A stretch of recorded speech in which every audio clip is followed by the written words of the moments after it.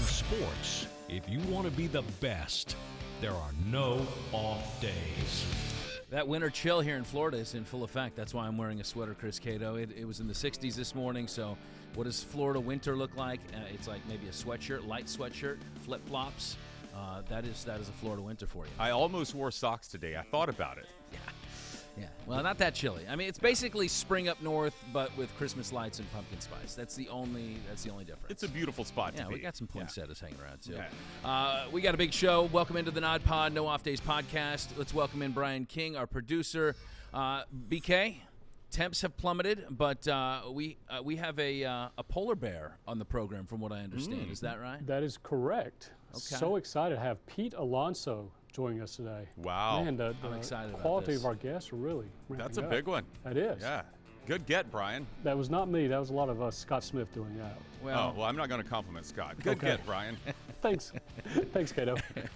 If you compliment Brian, you compliment me. All right, very good. So we got Pete, of course, prowess with hitting home runs. He comes off a record year for RBIs, and his Mets, boy, they look really good this last They've season. added a couple of pieces, too. Yeah, they have done that. They've been spending some money. Perhaps he's in line for a little bit of a pay increase. Look forward here to shortly. talking to him. Polar bears, they hibernate, though, so he's going to be asleep. No. I've done research. Yeah. Oh. Well, we'll ask him. We'll ask him. If He he's probably knows more about polar If bears he's than both of asleep us. when we get him on the Zoom, then we'll know. At the end of the program, BK, what do we get to look forward to? Got a new toy here for the Nod Pod podcast. What? Yes. Is it? Yeah, we got some money, and they. Settlers of Catan? No, it's not like a spinning that. top. It's a new Racco. mach- Finally. We finally get to play Racco. Yes, they came off some money and gave us a little toy to play with at the end of the show. So we'll see Okay. how it works out. Oh, boy, I hope it's edible. Yeah. Well, I got the receipt, so if it doesn't work out, we can always take it back. Very good. All right. Well, we will catch up with you in just a little bit. Thanks a BK, lot. if you are listening, you want to watch, go to fox13news.com/nodpod. If you're watching, you want to listen or subscribe, just point the camera of your smartphone at the QR code in the bottom right-hand corner of the screen. It'll take you to Nodpod headquarters. You can click listen there. We have no security at headquarters, so we just encourage you to come in and take what you like freely, and then share, of course, because what's ours is yours, and what's yours is yours too. You're the big winner. It's like field storming. Everyone just rush Everybody, onto the field, come on take out. what you need. It's wild, wild west over here. So, as we look down the final quarter of this NFL season, Chris, I mean, I got to say, I think about 6 of the 8 divisions are pretty well wrapped up. I don't think they're going to see much change. The AFC North, the NFC South, where the Buccaneers dwell. Those two, I think, are still up for grabs. Those are the only 2 divisions that have less than a 2-game buffer. The AFC North, you got the Bengals and the Ravens. They're currently tied at 9-4. That's going to be a very interesting finish to the season in the AFC North. I'm going to give the edge to the Baltimore Ravens there, even though Lamar Jackson, Boy, they're dealing not with a playing very well, though. concussion. I think they have an easier rest of the schedule. The Bengals are on fire. The Bengals are on fire. Well, I mean, I think they're both making the playoffs. Yeah. So it's just a matter of, at the end of the season, we shall see, because it's Week 18. It's the Ravens against the Bengals. Ravens got the first game. Yeah. So they won't lose when it comes to that tiebreaker, at the very least. In the NFC South, you give the edge to the Bucs. 6-7. It's a meh division. Yeah, obviously. no one deserves the playoff. But when you look down the last 4 games, they have Cincinnati this week, but then it's Arizona without Kyler Murray. You got Carolina and Atlanta. Carolina's playing much better football, but you finish on the road in Atlanta. You compare that to a Carolina team that's got Pittsburgh, a red-hot Detroit Lions team, the Bucs, and then New Orleans. They're 5-8. They need to make up ground. They do have the first game against the Bucs in the bag already. I don't know if Atlanta's going to be there at the end. I think they have a little bit of more difficult road. They got the Ravens on the roster or on the schedule as well. Okay. But the Bucs certainly have to figure it out. So it's Bucks or Panthers, basically, in the South. I think Okay, so. yeah. I think it's going to come down to those 2 teams. I got the edge going to the Bucs at this point. They got the 1-game lead with 4 to go. And, man, it can't get much worse than what happened this last week going out west to San Francisco. We knew this was going to be an L. I mean, we anticipated it. That Niner defense is legit. Wow. I don't think we anticipated what we saw offensively from the Brock Niners. Purdy, yeah. But a very un-Tom Brady-like performance. He had 2 interceptions in that game, and he's really struggling with his touch on the deep ball as well. And it's so un-Tom Brady-like that even after the game, one of the balls that he threw that was an interception, Dre Greenlaw, a Niner defensive player, came up and actually asked Tom Brady to sign it. Can you – the gall. Like, what would it take to go up to Tom Brady and say, can you sign that? That's we not know gall. his history with – Yeah, well, he did make a promise that after he was picked off last year by a Jets player, Brandon Eccles, who came up and asked him for an autograph. He signed it, but he said on his podcast, which is now the second most downloaded podcast after ours. No, he said on his podcast that he would never do that again. He's not signing any more footballs. But then he did it again. Well, clearly Greenlaw is not listening to Tom Brady's podcast, which is a double strike against him. So you intercept him, and then you also don't listen to the Let's Go podcast. I felt like it was an act of respect, though, out of Greenlaw. Like, he was very, when he approached him, he was like, look, you're the greatest ever. It's an honor to play against you. He did it in it's a an very... honor to intercept you and to embarrass you in front of your home. He said the right things. He said, and I think that's why Tom took the Sharpie. No, I'm not signing it. You're not. Well, if I'm Tom, you call me a poor sport if you want, but, like, if you want me to, after we win, and you want some autographs, come on over. Well, I think let Tom me, is let starting. Me sign your. This is a softer side of Tom. Maybe, he's starting to see the is this a sunset good of his thing? career. Oh no, we don't. He's want getting this. a little soft. No. Plus, he's seen like Mike Evans and other Buccaneers players like give away his precious game balls to fans, and so he wants to. This is true. He knows that those footballs are precious. Yeah. I guess so. So among the list of teams that are kind of hobbling to the finish, Bucs are certainly in that list. Yeah. Titans are hobbling right now. The Dolphins have suddenly started to trip up a little bit. The teams that are hunting right now, Niners certainly on that list. I think they've won now 6 straight games. You got the Chargers after this last week's win against the Dolphins. They finally look like the preseason expectation that we had for the Chargers. Justin Herbert, I think, kind of said, hey, look, I'm still here, guys. Wow, he's good. In addition to that, you got the Bengals, of course, and then the Lions, the Detroit Lions. Do you think that the Detroit Lions can get in? They've won 5 of their last 6 games. Dan Campbell's got the team fired up, believing. I mean, this team has just turned the season around on a dime. I believe since watching Hard Knocks in the offseason that this diehard believer team was going to be something special. Then they went 1-6, but if you look at that 1-6 stretch, they had like 4 losses that were within 3 points, and you saw them doing great things on offense. Jared Goff looks like a reclamation project success. He looks more comfortable than he's ever looked. They've got weapons at wide receiver. Obviously, DeAndre Swift, Jamal Williams, good backs. But in those losses, it was the defense that was just hemorrhaging left and right.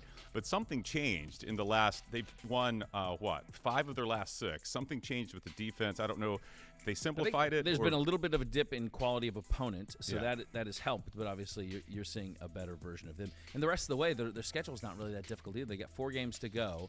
My guess is they need to win 3. At Jets, at Panthers, Bears at home, and at Packers. I think that's doable. Yeah. I think that's doable to win. I mean, at Packers at the end of the season, just knowing the history against Green Bay, that might be the L that they take. But if at 9 wins, that might get you in. The other teams that are in the hunt in the NFC for the wild card, you got Washington, you have the New York Giants. Giants are kind of floundering. And you got Seattle. Yeah, And, Seattle floundering. I could see some of those guys tripping up. So, yeah, I'm going to buy right now. I'll buy that the Lions actually sneak into the playoffs, which is a bizarre thing to say. Did you see that in that game where they beat the Vikings last Sunday that the Lions fans did a wave that lasted more than 5 minutes? This is how excited they are. That's decades of decades of waving. They're still waving. I mean, decades of repressed waving. All right, flashing back to that Bucs game. This Brock Purdy on the scene, Mr. Irrelevant. He's the 262nd pick in the draft. I mean, he looked dynamite in that game. Wow. I mean, just the elusiveness, the touch on his throws, the what they say is moxie, but the poise that he has to lead that offense. Against the Bucs defense did not look good, but they are a good defense usually a solid unit, as a whole. Really impressed, but it was just kind of a really the nicknames of the GOAT against Mr. Irrelevant could not have been more like polar opposite, and yet both kind of played the other way. Yeah. So, what do you? I mean, Mr. Irrelevant.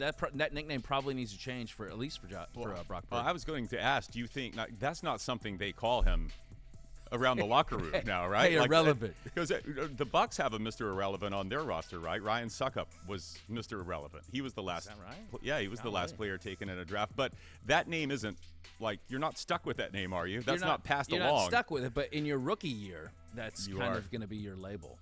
So, I don't know. I just thought it was an interesting juxtaposition. They might have to change that name for the last person taken in the draft. It might be Mr. Guy who might be pretty good. We don't know yet until the starter gets hurt. Mr. Flyer. Yeah. Yeah.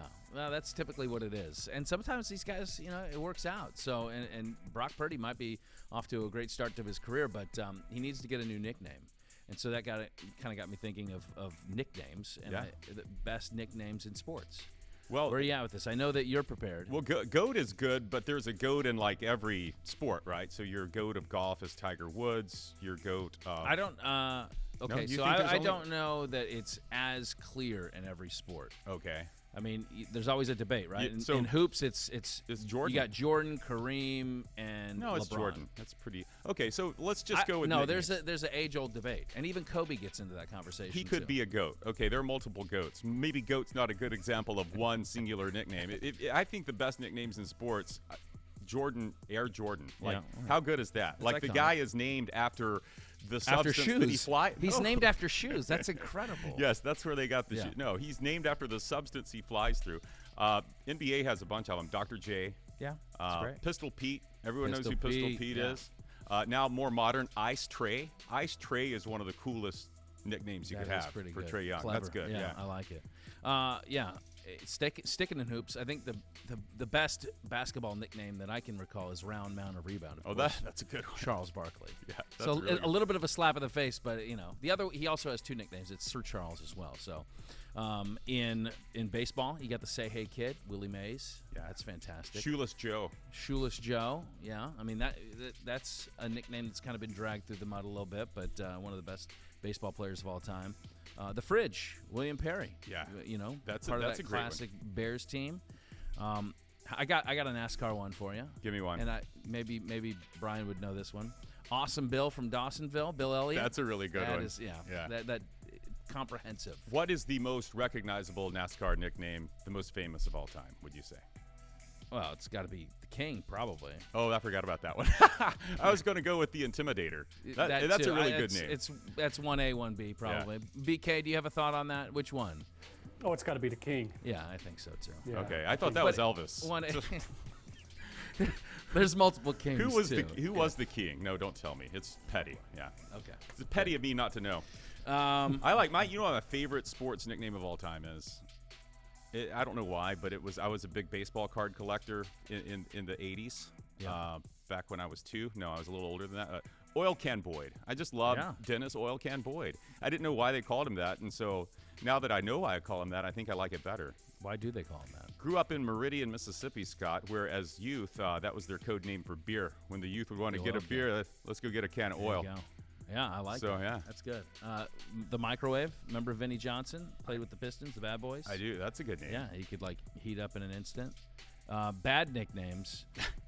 Adam Dunn. You know what they called Adam Dunn? The slugger who played for the Reds? One and done. Big Donkey.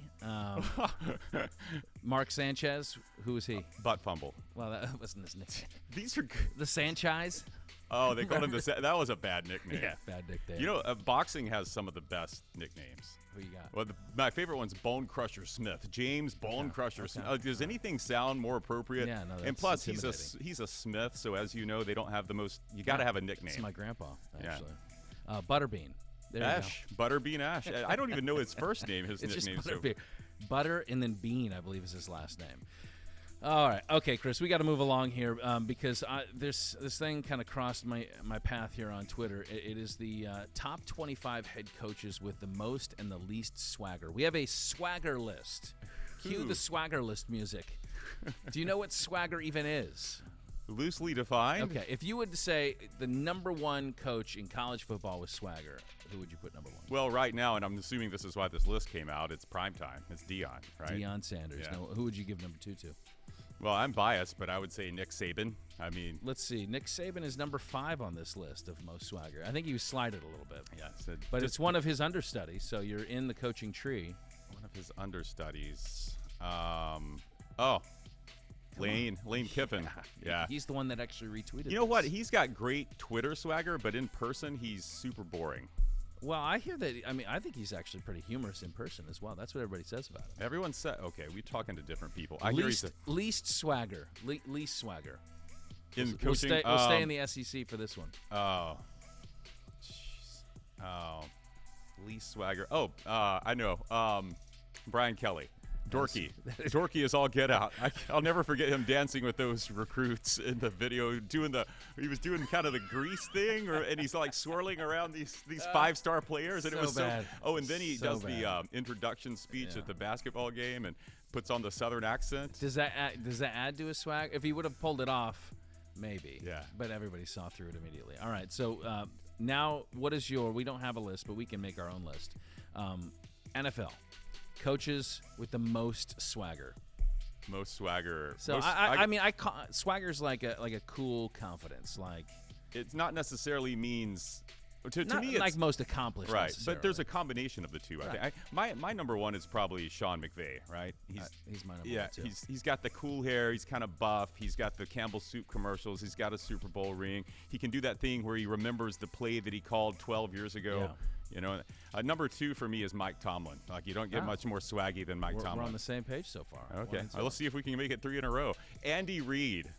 Andy Reid has a lot of swagger. No, he's I got awesome. Andy Reid on my no swagger list. Andy Reid is funny. He is funny, but he's a great coach. He's confident too.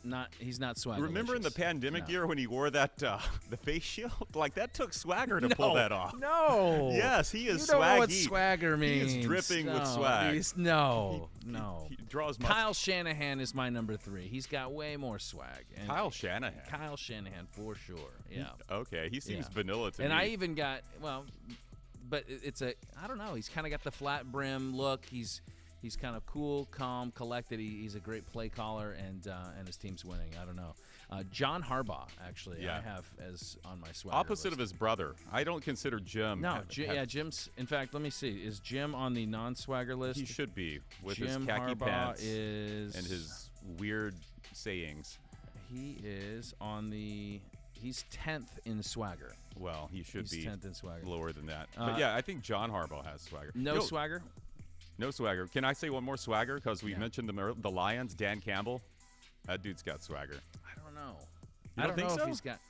Is he on your non-swagger list? No, he's not on the list because he was kind of a little bit of a enigma. The enigma list. Because he's a motivational guy. Yeah. He's fired up. I'd love to play for him, but I don't think he's. I wouldn't classify him as swagger. Okay. I have on my no swagger list, Nathaniel Hackett's on there. I got Andy Reid as my number 1 no swagger. Really? And I got Bill Belichick on my no swagger. Bill Belichick's my number 1 no swagger. Yeah, I might be convinced. Why is that? He's a computer, right? It's because he's a computer. There's just a part of him that, though he is. The best coach that the NFL has ever had. 6 Super Bowls, but no swagger. Yeah, no swagger. I don't know. I need somebody else to define swagger for me. And then Todd Bowles I got on my no swagger list. Oh, every coach in the NFC South. Todd Bowles, Arthur Smith, Dennis Allen, swag. Steve, Yeah. like the whole NFC South. Yeah. That's the problem with it. None of the coaches have. That division has no swag. What about Matt Eberflus? I don't think you can have swag with a last name like Eberflus. I don't think I pronounced it the right way, but he can't have swag. How about Mike McDaniel? He looks like a great. So far things are working out, but Middle he looks like road. he could be your barista, not an NFL head coach. Well, that's a slam against baristas. I'd say that a lot of baristas have some swag, but spoken you, like my a friend, former barista, have no swag. Let's get to somebody that actually does have swag, though. What do you say? Do it. He is one of the best power hitters in the game, both the New York Mets single-season home run leader and RBI leader. We welcome Tampa's own Pete Alonso to the program. Welcome on in, Pete. In doing some fastidious research on polar bears for this interview, given your nickname, I learned that polar bears actually don't hibernate. So I guess the question for you is, do you hibernate in the off-season? It depends. But I mean, from working and getting my body ready to play, absolutely not. It's always trying to get better and see how I can improve for the next season. What does that off-season workout regimen look like?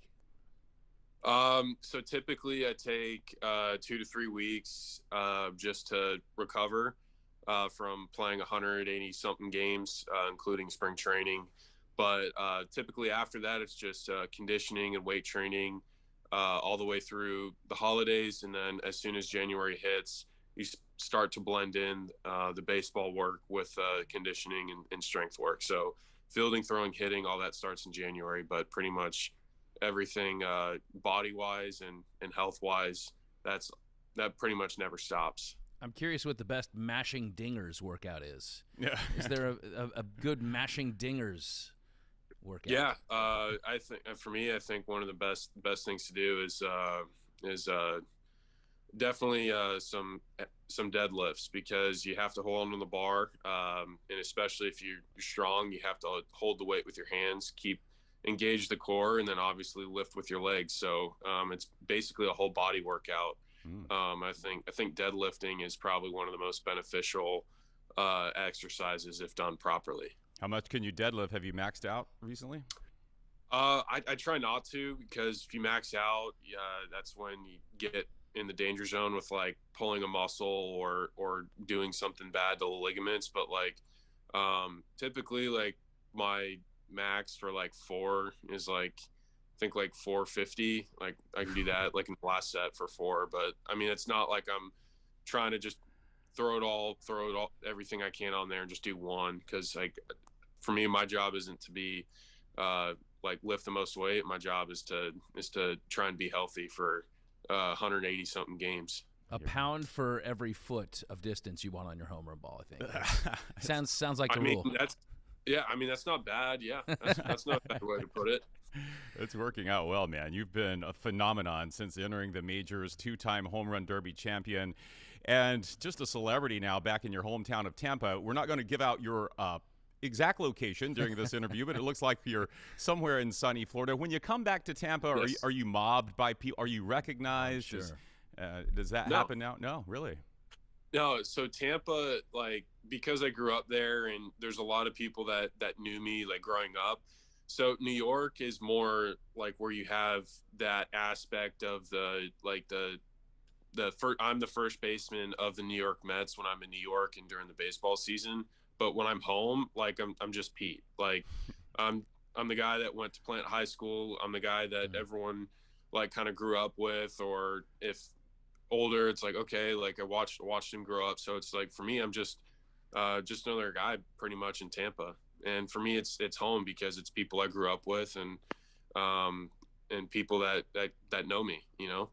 That is a common theme that you hear from folks that play, either from Tampa or even play currently in this market. That Tampa just has a little bit more of a laid back vibe for big names like Pete, that they can go out, they can still live a decent life, they don't get mobbed by fans. Maybe that's unique to just our area. Maybe so. So when you do go to Tampa, what spots do you like to hit, since you can have some normalcy? Well, I mean, I think Tampa for me, there's so many new spots that, it's changed so much since I was growing up. Growing up, it was just like you go to the same watering holes or your favorite restaurants. It's just kind of like a handful. But now with like Armature Works, Water Street, a couple of the new hotels like the JW or the Edition, like in downtown, it's just wild. Channel side. Now it's not even Channel Side, it's called Sparkman's Wharf. Like that's totally new. Like for me, it's like now it's because Tampa is changing and growing so much. It's like I have to rediscover new things about the city, which I think is awesome, especially since how much Tampa's been growing. Well, Dairy Joy is still here. We still got that. Not Dairy going Joy anywhere. is, but they expanded, which is awesome. Even Dairy Joy is. Well, here's what I really want to know: how do the steakhouses in New York compare to Burns? Have you compared those two? Good question. So this is funny. So Burns is my favorite restaurant in Tampa, but Nice. Charlie's is my favorite steakhouse. Okay. Well, So, Burns is an experience. It's the dessert room. Yep. It's the wine cellar. sides. It's Yes. all that. Yeah, but like if I just want to go and just like put down a nice steak, then because like Charlie's has a unique flavor because they got the wood burning pit that gets up to 1200 degrees. It's just like an extremely unique like flavor and taste. and you can't really get that anywhere else. But in New York, like, there's absolutely lights out restaurants, lights out steakhouses. But for me, Tampa, like, there's places that I grew up going to, and it's like it's really difficult to replace those. Yeah. But New York, it's like you get the Michelin stars, you get the up and coming like celebrity chefs, you have like it's like a different style and different cuisine of foods. Pete sounds like a foodie a little bit. I like it. Yeah, absolutely. Yeah. All right, I got to ask you about growing up in Tampa and when you kind of realized that you had. I mean, do you feel like you had a natural gift for hitting the long ball? At what age did that start to register? Like, wow, okay, I'm doing things a little bit different than everybody else. Well, for me growing up, I played a ton of sports. I played 5 different sports at one time. But for me, baseball was always like my number one passion. And I could always hit. So like, it wasn't just like the hitting home runs. Like, it was like my bat to ball was always good. It's just something that I've always loved to do. I've always loved to hit. I've always loved to be out there and play baseball. So, I mean, it's just one of those things that, like, for me, it's as much as it was a gift, it was also like a passion. So some people can be blessed with something that they're really, really good at, but then totally hate it. So, but for me, I'm fortunate enough to really like love the sport and love what I do. And then also like I had like an innate passion and an innate ability to play baseball. So I got really lucky with both of those things. And I mean, I hit my first over the fence home run when I was 9, and I mean, it just got addicting, and I just wanted to keep doing it, and keep going, keep getting better. And I mean, I've always wanted to be a professional baseball player. There's never been a moment where I haven't wanted that. I got to think that it feels a little bit better when not only you're accomplishing it as an individual, but then when your team is really good. And you guys had a special group last year, 101 wins, making it to the playoffs for the first time in your major league career. What was last year like for you in that run? I know that there was still some meat left on that bone at the end of the season, but getting that first taste of the playoffs. I mean, it was really special because the one thing that sticks in my mind last year is that like we all were pulling for each other. We all cared about each other, and that's the reason why. I mean, obviously you have talent, but if you mix talent with quality people, you're going to equal results. And that's one of the big things that I mean, it really stunk to fell short, and we're just going to use that as motivation for next year. But I mean, the group that we had was really, really special. Well, they brought back some key pieces, some big money being thrown around. You add a Justin Verlander, a guy that has experience. He has the most recent World Series experience. What does adding a guy like that to your already pretty stacked team, what does that do? Well, I don't know. I haven't talked to Justin. I haven't met Justin, but I mean, I know that he's extremely decorated, and I mean, he's a winner. I mean, not just like individually. I mean, the accolades that he has are ridiculous, but I mean, he's a flat out winner. So it's going to be really exciting to have him on the squad. And I'm just really excited to kind of see what he brings and what he's about, like, every single day. And I mean, that's the fun and exciting thing, because you can't really tell at the beginning, but when you get 100 games in, 120 games in, that's when you get a really good feel of it. So I'm really excited to go through that journey and go to battle every day. Have you faced Justin as a bat? I know, he was injured a lot when you were kind of doing your thing. Have you had any plate appearances against Justin?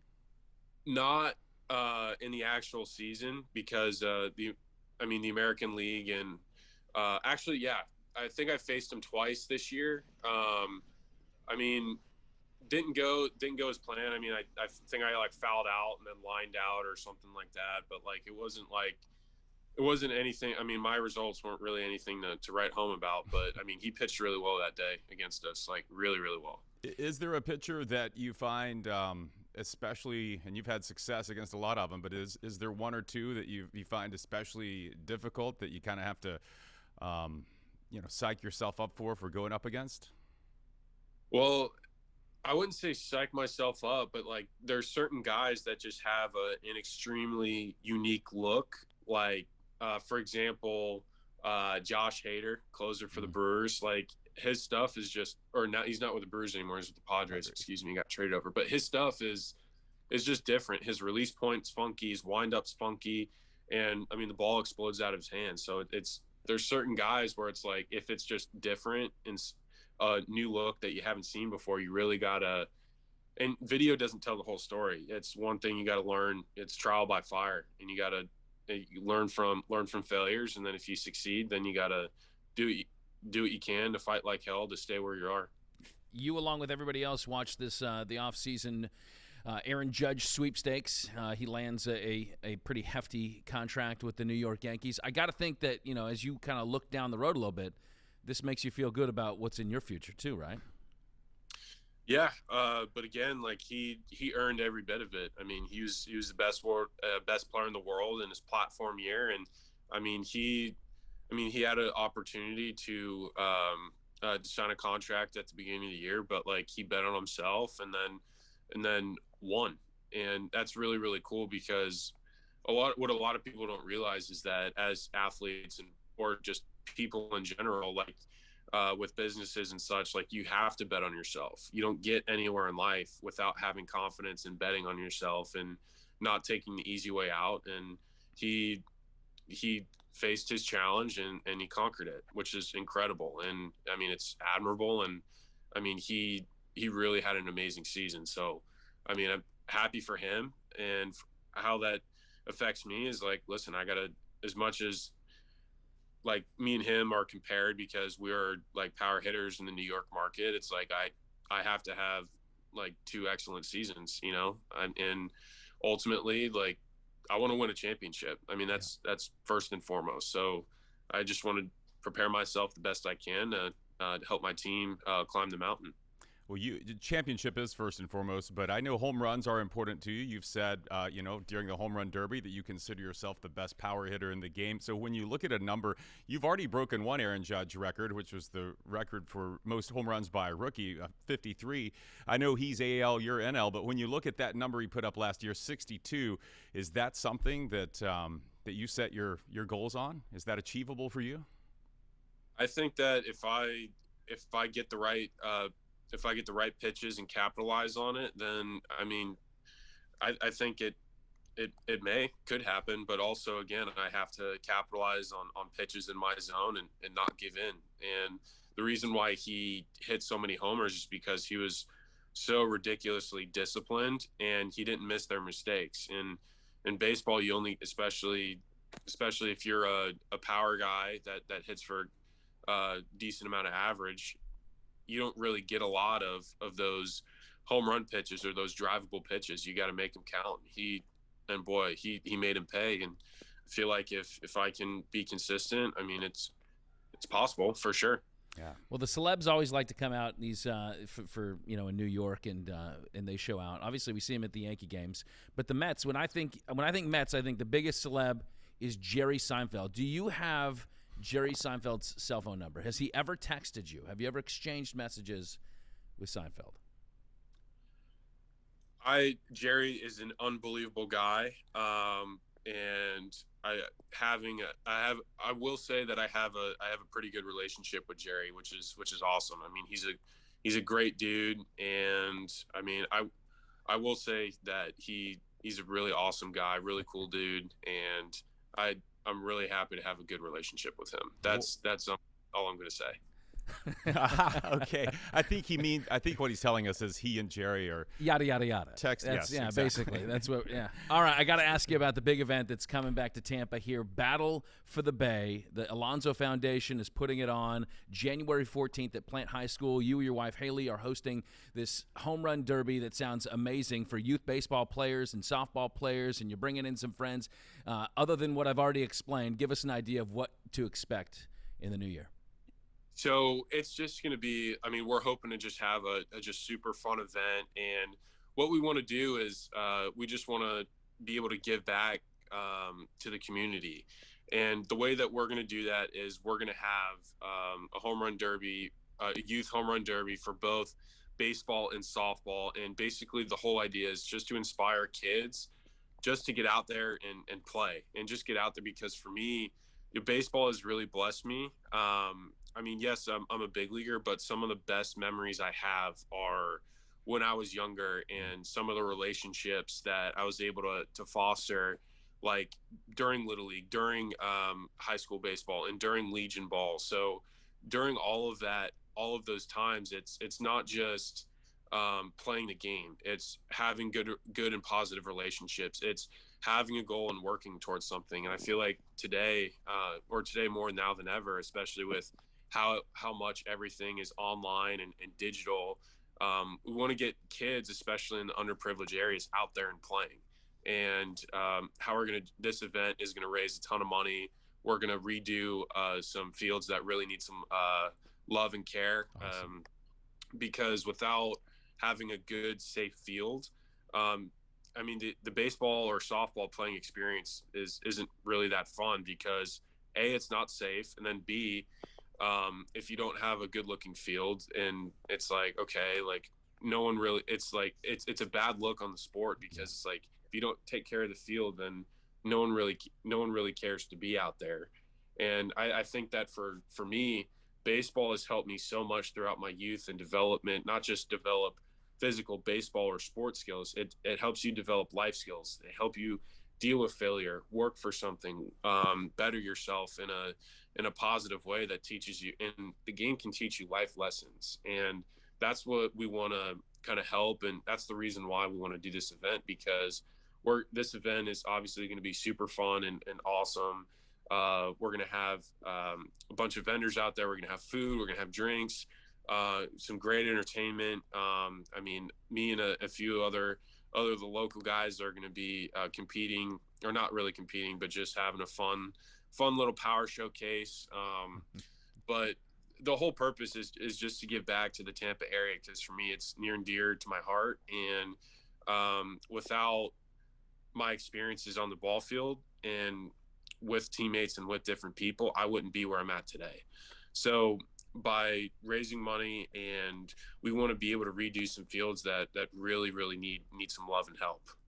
So it sounds like an incredible event, Yeah. and a lot of fun. In fact, I hear that you guys might have to reconfigure some of the seating arrangement there to pack in as many people as you want to get out there to plant. So how can people buy tickets? Yeah, so anyone can go on alonsofoundation.org, get your tickets. And again, like, please feel free to come by. It's from 3 to 6, and it's going to just be an unbelievable time. It's going to be a great time. I mean, and also me and a couple other pro guys are going to be there. So you're going to have a chance to meet and greet with me and a few other pro guys. Drop some names. Who you got? It's kind of like the Jerry Seinfeld thing. It's on the hush. I mean, well, I don't want to say anything without guys like confirming. I don't want to. I see you haven't asked them yet, but they won't say no to the polar bear. I have asked. I just need answers. It's just tough because like everyone, like for pro guys, it's like that's the time when people are trying to get ready for spring training, and I want to be very and I want to be like cognizant of their time. But I've asked some people. I'm just waiting on some answers back. Well, if I may, if you do have someone drop out at the last minute, our Scott Smith here swings a pretty mean stick. He's been involved in media home run derbies. I think he could put on a show. Now, my only request is that what price would I have to pay to throw to you at the actual home run derby? How much work do I need to put in this right arm to get it ready? Well, hey, you're gonna need to throw to me first, also, and then I would appreciate a nice donation to the Alonso Foundation. Okay, that's the price. I think we might have something in the works. We have a blueprint now. I'll cover the donation if you'll jack this guy out of the park every time he slings it to you. Oh man, we are looking forward to the big event here at Plant High School, and you swing a big bat and you got a big heart, and we love it. We love that you represent Tampa Bay and you represent it well. The great Pete Alonso. Thank you so much, Pete. You're great. Thank you so much. Thank you, guys. Appreciate it. Well, all show long, I've been in the back of my mind thinking about this new toy that Brian keeps talking about. Do you have any idea? Do you have a guess? I feel like he has probably been doing some shopping at Bed Bath & Beyond for us. I'm not sure. I don't know. Let's bring him in and find out. I don't know if this button that mysteriously showed up on the desk here has something to do with it, but we'll let you explain. Yeah, we all got the Christmas bonus for the end of the year, so that's pretty. Yeah. Jelly of the Month Club. I like it. Yeah, and candles. So you'll be getting candles. Went out. We got a randomizer. Okay. Yeah, it's the randomizer 3000. We didn't get to 2000. The 3,000 is 3000. upgraded. Yeah, That's we're nice. The success of the Nod Pod, we got to upgrade it a little bit. Right. Yeah. Okay. Well, what does this do? It's got preloaded questions, right? Okay. I think, let me see, 6,427 questions loaded Wow. in this machine. Good grief. Yes. I can only do about half those today. Well, we got a long show. And it's going to rotate through. You got a button out there. The button's controlled remotely. As soon as you hit that button, it's going to stop it right there.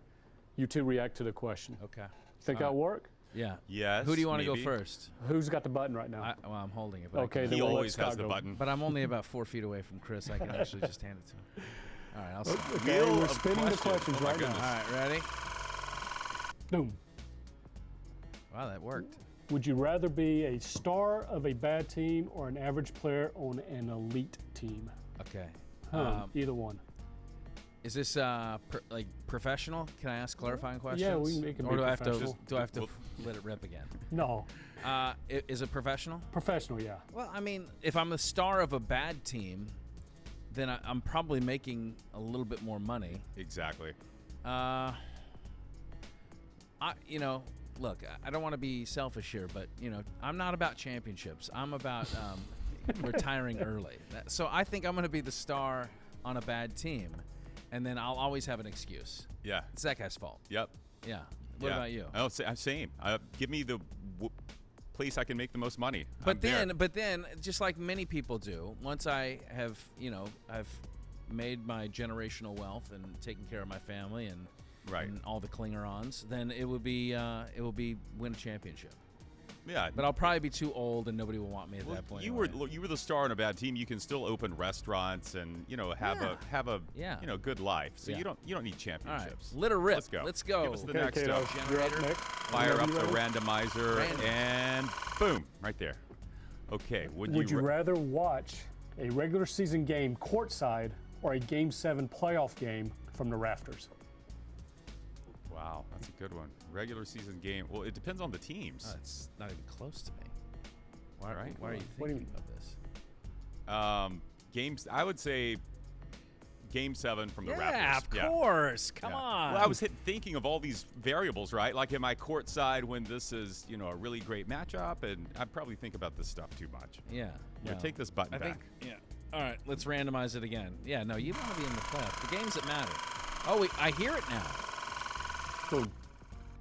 Would you rather own the record for most points scored or most championships? I think you kind of answered this earlier. Another Well, selfish. no, I think I might deviate here. This is where I'll show that I'm about the team. So I'm both. I want more championships. I mean, that would mean more to me than most points. Yeah. The only thing about the individual aspect of being the star on the team that I like is, it's being able to capitalize. Make the most money. Yeah, well, yeah. There we are. Let's get to Not the that heart I'm of the discussion. He wants the money. Now he wants the championships. I'm just trying to be smart. I agree with you, too, though. I'd rather have more championships than the biggest numbers. Okay, good. Okay, we got one more. Can I have a non-sports question, please? Let's go, randomizer. Give me history. Stuffing or dressing? Would you rather have a shoe or It's still an making the award? noise. We got an issue. Stop it Oh, again. did we save the receipt on this? This is my the God. randomizer 1000, I believe. Would you rather have a shoe or an award named after you? Well, there are awards for bad things too. Let's go with a shoe. No, a shoe you live forever on the feet of the next generation. I'd definitely say a shoe. Plus, you get royalties for that, right? You don't get royalties for having an award named after you. Like, did Johnny Unitas' family get money because there's a Johnny Unitas? Now you're all about money. I always was. I want the award. I was the award is going to last longer than the shoe. The award will last longer. If it's a prestigious award, it'll last longer than the shoe. How many people can tell us who John Heisman was? I don't know, but that's No the one. point. How many people But that can is- tell me that what is the Jordans point. are? That is the point. No. That's how you get. No. That's how you become eternal. Is you have a shoe named after you. The Heisman has been around a little bit longer than Jordan's. No doubt. But he Heisman knows is synonymous with the best in college football. Are you kidding me? Jordan is synonymous with the best Because in of what he sneakers. did on the court, not necessarily because of his Because shoes. 12-year-olds are buying his shoes. 12-year-olds don't Heisman. care about. Did you Give me watch the Heisman. Heisman ceremony last weekend? No. I did. I'm about to snub you. You like didn't. C.J. Stroud. You didn't watch it. Give me back that button. Take that. All right, save the receipt on that, BK. That was a All fun right. game. We'll play it again later, but we need to upgrade to the 4,000 next time. 'Cause Okay. It had that glitch in the system. Tick, tick, tick, tick, tick, tick, tick, tick. The randomizer. Very good. All right. Thanks a Well, lot. to watch full-length episodes of this here podcast, if you haven't been randomized out of the trial selection at this point, go to fox13news.com/nodpod. Hit the QR code. It's on your screen right now. You can subscribe. iTunes, Google Play, Spotify, Stitcher, all the places where the audio is available. And, of course, you can find the show on social media as well. A big thanks to Pete Alonso, the polar bear. Yes, and our new hibernating. sponsor, Charlie's Steakhouse. Charlie, for that wood-fired taste. He knew a lot. Yeah, we could have spent probably the entire interview just talking about food. I'm very hungry now. Yeah, all right. Let's get a lunch steak. Can we do that? A poinsettia salad. I like it. Sounds very good. Until the next time we are on, there are no off days. I gotta get like a New York strip right about now. Oh, that'd be so good. Medium rare. Yeah. Very good. Bright pink center.